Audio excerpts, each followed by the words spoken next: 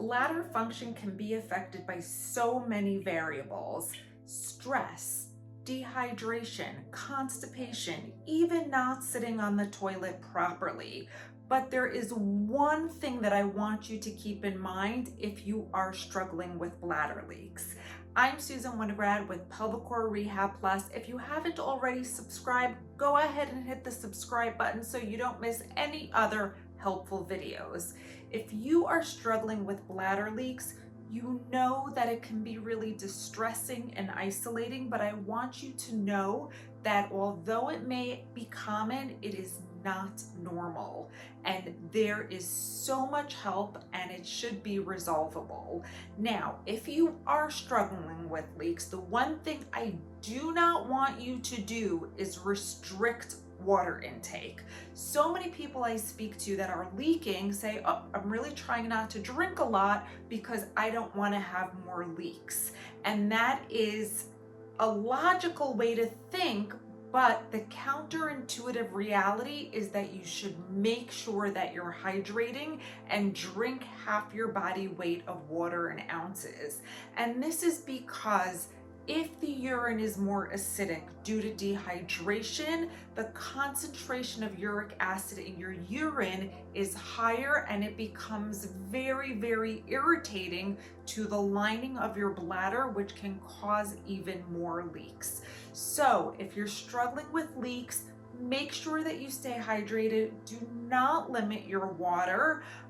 Make sure that you're hydrated well. And if leaks are interfering in your life, please find a pelvic floor therapist to help you, because leaking is common but not normal. If you're struggling with bladder leaks, I want you to do these 5 things. Number 1, avoid going just in case. There are so many people that may have been brought up this way or just think they're being proactive and saying, I'm leaving the house, I'm gonna go just in case, or I'm going to work, I'm gonna pee just in case. You really do not want to do this. Essentially, you're not listening to a natural urge, and you are training your bladder to give you the urge at a lower volume. Don't pee just in case. Number 2 is on the flip side, you want to be wary about camel bladder. There are so many people that I've spoken to who may be teachers or pharmacists or postal workers that have really long shifts, don't want to go to public bathrooms, and they may hold their urine for 6, 8, 10, I've even heard 12 hours.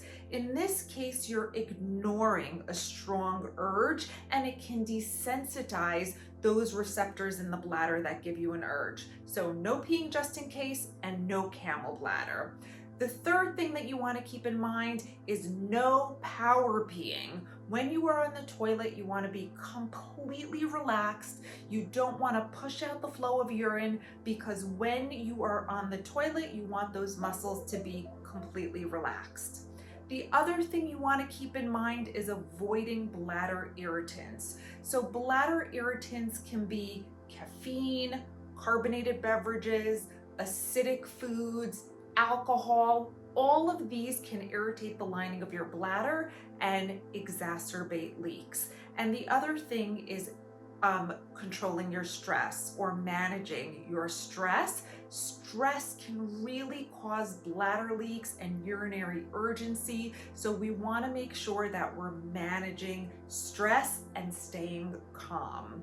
If bladder leaks are interfering in your life, please make sure that you find a pelvic floor therapist, because although it is common, it is not normal, and you need to be your own best advocate. Go ahead and comment below. I'd be happy to hear from you.